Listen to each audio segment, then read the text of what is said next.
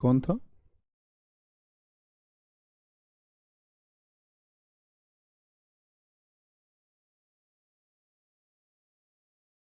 चलो,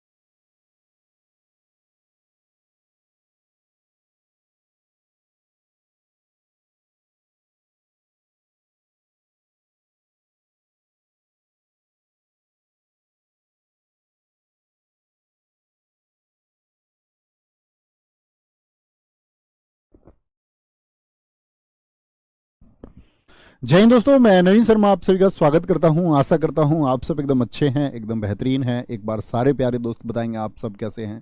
उम्मीद करूंगा एकदम बेहतरीन होंगे, एकदम शानदार होंगे। आप सारे प्यारे दोस्त जानते हैं कि आज आपकी जो ये क्लास है यूपीएसआई और साथ में एसएससी जीडी दोनों एग्जाम्स के लिए शुरू होने वाली है। तो सबसे पहले तो मैं आप लोगों को गाइड कर देता हूं दोनों ही परीक्षाओं के लिए। ठीक है, एक बात हम करेंगे यूपीएसआई की और एक बात हम करेंगे आपका एसएससी जीडी की। क्या बोलोगे? एसएससी जीडी की बात करेंगे। तो एसएससी जीडी में आते हैं आपके जीएस के टोटल 20 क्वेश्चन और यूपीएसआई में आपके आते हैं टोटल 40 क्वेश्चन। और इसमें अगर मैं हिस्ट्री के वेटेज की बात करूं कि हिस्ट्री के कितने प्रश्न आते हैं, तो यूपीएसआई में आपको 2 से 3 क्वेश्चन देखने को मिलेंगे और वहीं एसएससी जीडी में आपको 2 से 3 क्वेश्चन दोनों में ही सेम देखने को मिलेंगे, यानी 20 में से भी और 40 में से भी। क्योंकि यूपीएसआई में आप जानते हैं कि एक सेगमेंट पॉलिटी का बड़ा है और पॉलिटी के लगभग क्या पूरे 16 ही क्वेश्चन आते हैं। तो बाकी बचे हुए 24 पार्ट में अदर जीएस होते हैं, इसमें से इतिहास के 2 से 3 क्वेश्चन। हिस्ट्री का ये 2 भी हो सकता है और 3 भी हो सकता है। ठीक है, अच्छा, नंबर ऑफ क्लासेस की बात मैं करूं, नंबर ऑफ क्लासेस कितनी होंगी? तो नंबर ऑफ क्लासेस इस नवंबर तक आप मान लीजिए कि लगभग हम 30 कक्षाओं का टारगेट बनाएंगे। नंबर ऑफ क्लासेस आपका टिल नवंबर आप मान लीजिए। ठीक है, टिल नवंबर तक हम इसको रखेंगे। ठीक है, अब बात आती है उन स्टूडेंट्स की जो अब तक इतिहास पढ़ चुके हैं मेरे द्वारा या किसी के भी द्वारा इतिहास पढ़ चुके हैं। अगर आप मेरे द्वारा इतिहास अब तक किसी भी बैच में पढ़ चुके हैं, जैसे रिसेंट में आप दिल्ली पुलिस में पढ़ चुके हो, एमटीएस में, सीएचएसएल या सीजीएल में, किसी में भी आपने अगर हिस्ट्री को पढ़ा है, तो यहाँ आपको इतिहास पढ़ने की आवश्यकता नहीं है। यानी अगर आपके पास हिस्ट्री के मेरे नोट्स हैं तो सिर्फ पीडीएफ देख लेना उतना मात्र काफ़ी होगा। फिर आपको अपना समय इतिहास पे गंवाने की आवश्यकता नहीं है। मैं आपसे हमेशा प्रॉमिस करता हूँ कि अगर आप लोग पहले इतिहास पढ़ चुके तो अंतिम समय में मैं आप लोगों के लिए एक कलेक्शन लेके ही आता हूँ मैराथन के रूप में। उससे आप परीक्षा में आने वाले प्रश्नों को बना देंगे।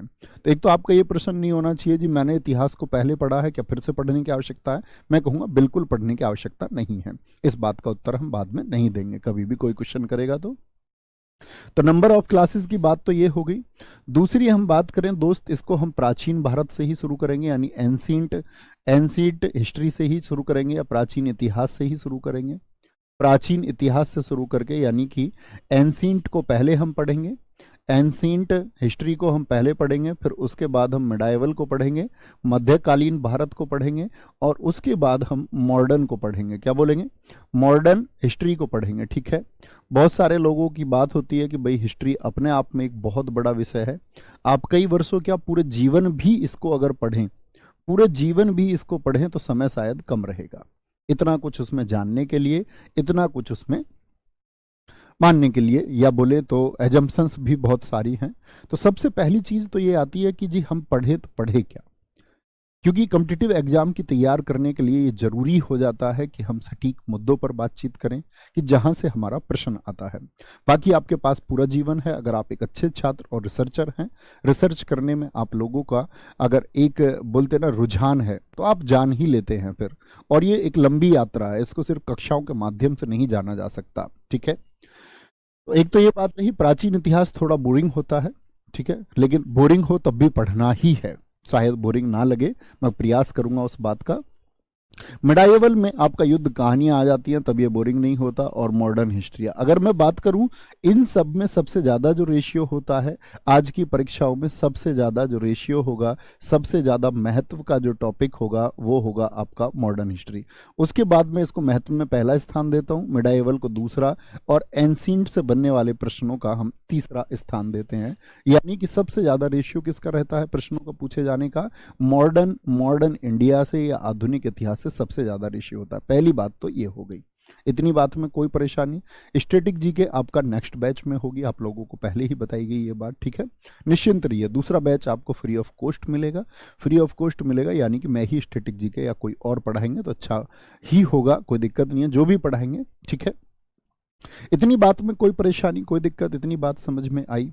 अच्छा, कुछ दोस्तों को दिक्कत आती है नोट्स की। नोट्स के क्वेश्चन बहुत बच्चे करते हैं, नोट्स के बारे में मैं आपको बता दूं, और प्लीज ये फॉलो करना। हर अच्छे छात्र से उम्मीद करूंगा, खराब छात्र से कोई उम्मीद है नहीं, ठीक है।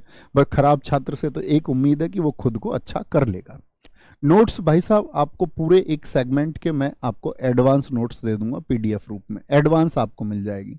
आज की कक्षा की तो नहीं मिली है आपको, क्योंकि आज कक्षा शुरू हुई है।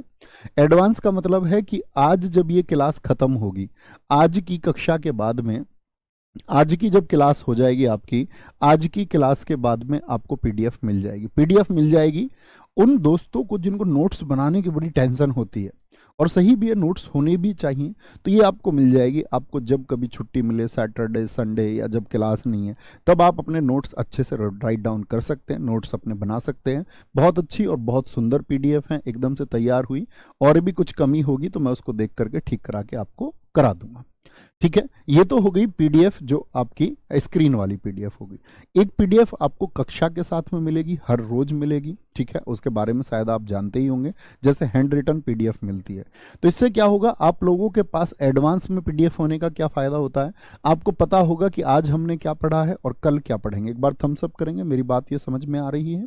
एडवांस पीडीएफ से आपको क्या फायदा होगा कि आपके पास चीजें होंगी कि हमको पढ़ना क्या है, और जब मैं उनको एक्सप्लेन करूंगा या आपको समझाऊंगा, तो मैं उम्मीद करूंगा आप बौद्धिक तरीके से समझ पाएंगे, एक अच्छे स्टूडेंट की तरह। आप सारी चीजों को, आपको पता है कि अभी भैया क्या समझाने वाले हैं, तो आप उनको समझने के लिए तैयार होंगे, ठीक है। फिर चीजें आपको एकदम से नई नहीं लगेंगी। पहले तो माइंड मेकअप हो जाता है कि हम ये पढ़ने वाले हैं। तो जैसे हम अगली 3-4 कक्षाओं की पीडीएफ में आपको एडवांस दे दूंगा, हर रोज तो मिलेगी ही, 3-4 पीडीएफ मिल जाएंगी। बात समझे, एक बार थम्स अप कीजिए। हमने दिल्ली पुलिस में किया, बहुत बेहतर रिजल्ट उसका निकल के आया, ठीक है। ये हमने सीएचएसएल में किया, बहुत अच्छा रिजल्ट उसका निकल के आया। बाकी हम डे टू डे चीज़ों को समझते हुए चलेंगे ही, कोई दिक्कत। पीडीएफ आपको बाइलिंगुअल मिलेगी, हिंदी और इंग्लिश दोनों में मिलेगी, एकदम पूर्ण रूप से निश्चिंत रहेंगे, ठीक है। कंप्लीट हिंदी और उसका ट्रांसलेशन कंप्लीट इंग्लिश में, ताकि किसी भी हमारे बच्चे को, तब मैं समझाऊंगा, क्योंकि मैं 2 भाषाएं नहीं बोल सकता। आप लोग तो इतना जानते होंगे कि मैं इकट्ठे 2 भाषाओं का प्रयोग क्यों नहीं कर सकता, कि मैं हिंदी बोलूं अंग्रेजी बोलूं तो 2 गुना समय, बड़े विषय के लिए 2 गुना समय तो कोई अर्थ नहीं बनता। तो इसीलिए हमारे पास यहाँ पर पीडीएफ रहेंगी, दोनों ही लैंग्वेज में रहेंगी, क्योंकि हमको चीज़ों को अंततः समझना होता है। और अगर आप समझ गए तो पार हैं, और नहीं तो आप कितना भी नोट्स बना लें, कितना भी कॉपियाँ भर लें, कितना भी पेन घिस लें, उस सब का कोई फायदा नहीं होता जब तक आप चीज़ों को समझते नहीं हैं। तो सारा फोकस हमारा रहेगा चीज़ों को समझने पे, रटने पे बिल्कुल नहीं, ठीक है। जो रटने वाली चीज़ें होंगी, जो याद करने वाली चीज़ें होंगी, वो डेटा आपको याद करना ही होगा, इतना साथ आप मुझे देंगे, ठीक है। तो पीडीएफ की बात करेंगे, आपका पीडीएफ आपको हर रोज मिलेगी। तो हम शुरू करते हैं। मैं उम्मीद करूंगा आपके यही क्वेश्चन होते हैं सब लोगों के, और इन क्वेश्चन के आंसर आप लोगों को मिल चुके होंगे। बड़ी तादाद में बच्चे हैं, लगभग बच्चों की संख्या 28,000 है, एप्लीकेशन में 28,000 एक बड़ी बात होती है, ठीक है। आगे आएंगे तो हम शुरू करेंगे दोस्त आज आपका इतिहास को, ठीक है, हिस्ट्री को। अच्छा, इतिहास के बारे में आप क्या समझते हैं, आप ये बताइए। इतिहास यानी कि हिस्ट्री से आप क्या समझते हैं? इतिहास अर्थात मैं अगर बात करूं हिस्ट्री से आप क्या समझते हैं, मैं बोलूं कुछ शब्दों में बताने का प्रयास करो मुझे, तो कुछ शब्दों में बताने का प्रयास जब आप करते हैं तो आप कहेंगे इति धन हा धन आश, ये इतने शब्दों से मिलकर बना हुआ है। इति मतलब ऐसा, इट वाज ऐसा, हास मतलब हुआ था, इट वाज हैपन, ऐसा हुआ था। तो इतिहास क्या है? इतिहास क्या है? जो हुआ था, ऐसा हुआ था। यानी जो घटना बीत चुकी है वो इतिहास है। इट वॉज हैपन, जो हुआ था। अच्छा, आप कहेंगे आपके साथ क्या हुआ रिसेंट में, आप लिखिए, सोचिए जरा। आप कहेंगे भैया कल हमारे घर आपका आलू गोभी की सब्जी बनी थी, पूड़ी बनी थी, करवा चौथ था। तो क्या ये इतिहास है? क्योंकि वह भी तो हो चुका। वह इतिहास नहीं है दोस्त, वह हिस्ट्री नहीं है। इतिहास वह है जो हमारे इस समाज पर एक प्रभाव डालता है। ऐसी घटना जो हुई थी और समाज पर भी प्रभाव डाले। जैसे आप कहें सिकंदर भारत आया तो भारतीय राजनीति पर एक प्रभाव हुआ, विदेशी आक्रमण के बारे में हमने जाना, सिकंदर की नीतियों को कुछ को लोगों ने सीखा होगा। काशिम भारत में आक्रमण करने आया तो उसका एक प्रभाव रहा। सिंधु घाटी सभ्यता में लोग कैसे रहते थे, मानव विकास के लिए बड़ी जरूरी चीज है। वेद किस प्रकार लिखे गए, लिखे भी गए या नहीं लिखे गए, या उनका संकलन किसने किया, किस प्रकार की वाणी उत्पन्न हुई, यानी इससे एक समाज पर परिवर्तन आया। तो क्या होना जरूरी है? अब सारे दोस्त अपने कमेंट्स रोक देंगे, कमेंट्स की कोई आवश्यकता नहीं है। अच्छे बच्चों का कोई कमेंट्स मैं नहीं चाहता। मैं हमेशा गाइड करता हूं, जिसने अपना ध्यान कमेंट्स पर दिया है उसने अपना सिलेक्शन खोया है। तो पहले तो ये तय कर लेना है आप सिलेक्शन लेने वालों में और सिलेक्शन गंवाने वालों में। पहला तय तो ये कर लेना है और फिर उसके बाद मेरी बातें सुननी है बड़े ध्यान से। तो हमने कहा ऐसा हुआ था। तो इतिहास क्या है? जिसका समाज पर एक प्रभाव पड़ता है, समाज पर प्रभाव पड़ता है। तो क्या बोलेंगे? यहां थंबनेल कोई भी हो सकता है, विनायक बैच या आपका जीडी का भी कोई थंबनेल हो सकता है, कोई दिक्कत नहीं है। तो इतिहास की जब हम बात करते हैं तो हम कहते हैं हिस्ट्री वो है, इट वाज हैपन, जो हुआ था। क्या हुआ था? जो घटित हुआ था, जो घटित हुआ था। अब आप कुछ घटनाएं लिख करके देखिए, कुछ घटनाएं सोचिए। मैं देखूंगा आपका बौद्धिक स्तर कितना है, आप सोच भी पाते हैं या नहीं। ऐसी एक घटना लिखिए जो आप जानते हैं इतिहास की, जिससे कुछ परिवर्तन आया हो। रंजीत चौहान जी बहुत नमस्ते एंड बहुत थैंक यू मेरे दोस्त। बोलेंगे अभी फटाफट से बताएंगे। एक बच्चे ने लिखा है बक्सर का युद्ध हुआ था, बहुत बढ़िया। अंग्रेजी राज की स्थापना हुई, अंग्रेजों का भारत में जो शासन है वो सरल हो गया, उनकी जकड़ बन गई भारत की राजनीति पर। वेरी गुड, बहुत अच्छा। एक बच्चे ने लिखा है मौर्य साम्राज्य, बिल्कुल ठीक है। मौर्य साम्राज्य ने हमारे देश को बहुत सारी व्यवस्थाएं दी, हम कक्षा में सीखेंगे और जानेंगे भी। कलिंग वॉर, कलिंग वॉर से बच्चे बड़ा परिवर्तन हुआ। सम्राट अशोक बौद्ध धर्म को अपना लेता है, बौद्ध धर्म अपनाता है तो हिंदू धर्म की भी रक्षा करता है। ऐसा नहीं कि उनका अपमान करता है, लेकिन बौद्धों को बहुत सहारा देता है, तो एक नया धर्म पनपता है। पहले उतना नहीं पनपा था, उसको शक्ति दी अशोक के द्वारा, इसीलिए वो बहुत पनप गया। जलियावाला लिखा एक दोस्त ने हमारे ने, जलियावाला ने भारत की क्रांति को आग दी। यानी कि ऐसी कोई भी घटना हुई। बहुत अच्छा, आप सोच पा रहे हैं सारे दोस्त। जैसे कि एक दोस्त ने कहा कोरोना आया था, बिल्कुल प्रभाव रहा। तो इतिहास वो है जिसका मानव समाज पर प्रभाव पड़े। आपने कल कौन से रंग की पैंट पहनी थी, उससे समाज पर कोई प्रभाव नहीं पड़ता है। समझ गए मेरी बात को? इतिहास क्या है? तो आज के बाद आपसे कोई पूछेगा इतिहास क्या है, तो आप समझा पाएंगे कि इतिहास उन घटनाओं को कहते हैं जो पूर्व में यानी पहले घट चुकी हैं और जिनका मानव समाज पर एक प्रभाव पड़ा है। ठीक है। इतिहास के जनक कौन है? Who is the father of history? Herodotus. Why Herodotus ही क्यों? हम विभिन्न विषयों के पढ़ते हैं, जैसे हम पढ़ते हैं जीव विज्ञान के पिता कौन है? अरस्तु हैं। वाई अरस्तु ही क्यों? ऐसे ही इतिहास में हेरोडोट्स ही क्यों? पिता का क्या काम होता है?